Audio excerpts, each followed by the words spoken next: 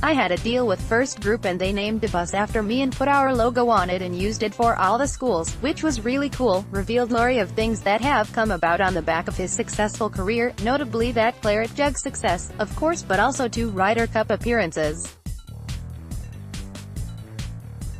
But, for someone who has been brought up and played golf in Scotland, a whisky association is something I always wanted.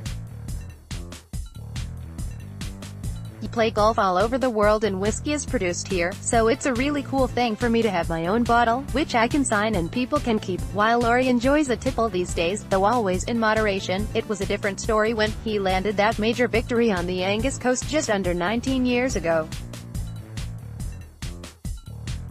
"I didn't drink a lot then," he admitted. "I wish I had because I quite enjoy a drink now. But I was a whole different character back then who practiced morning, noon and night to ensure I would be the best that I could be. I was hell-bent on making sure I made the most of the opportunity I had given myself and didn't get to the end of my days and regret not doing it properly. So after winning the Open I'd only had 1 or 2 drinks at home." It was Ferguson, one of Aberdeen supporter Lawrie's heroes, who changed his attitude about making sure that any success was celebrated properly. "I remember Sir Alex saying to me years later that we must have had a hell of a party after I won the Open," he added. "But I said we hadn't and he replied that that was a massive mistake because you should always celebrate success and that some of the nights Man United had were memorable because they always celebrated success and I thought, man, he's right, I need to start drinking more." I would have said that I started celebrating success after I won the Dunhill Links in 2001. There had been an 18-month spell when I had played nicely and didn't win and after I won we had a big get-together with officials and sponsors.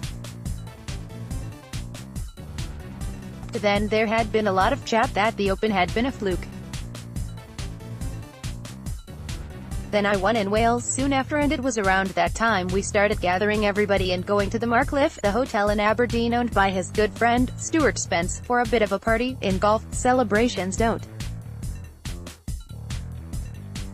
come any bigger than for the winning team in the Ryder Cup, which Lawrie experienced himself after delivering one of the Sunday singles successes that helped Europe pull off the miracle at Medina in 2012. "That was an all-nighter," he said, smiling.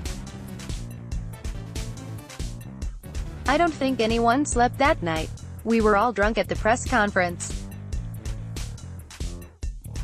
Graham McDowell fell asleep and hit his head on the microphone, and that was just the press conference.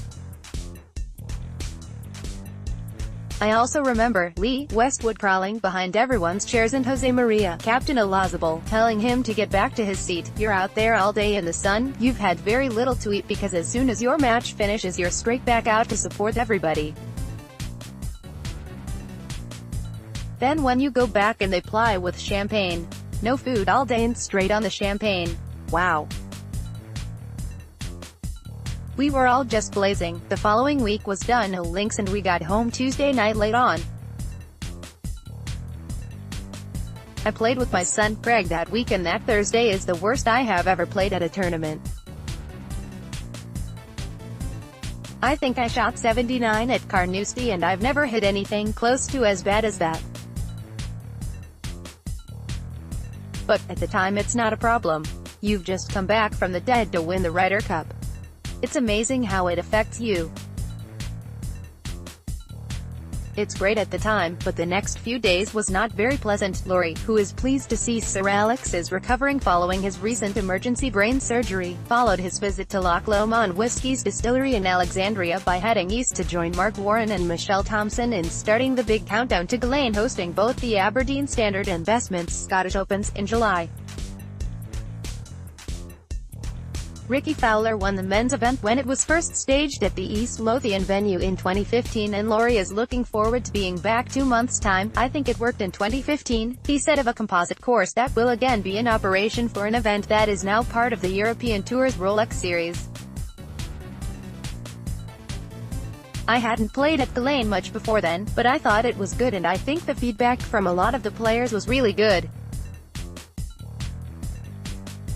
before we went and they mentioned we'd be bussed up to the second tee, the first for event. You are not too sure, and it might have been the same with building a new tee at the 18th.